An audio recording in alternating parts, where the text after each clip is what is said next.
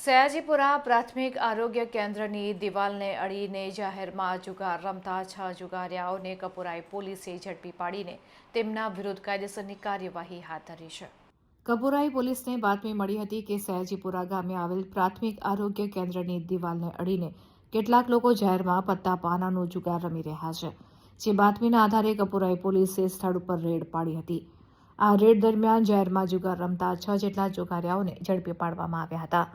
તેઓની અંગ ઝડપી દરમિયાન તેમની પાસેથી મળી આવેલા મોબાઈલ નંગ 6, રોકડા ₹30,225 મળી કુલ ₹50,000નો મુદ્દામાલ કબજે કરીને કાયદેસરની કાર્યવાહી હાથ ધરવામાં આવી હતી.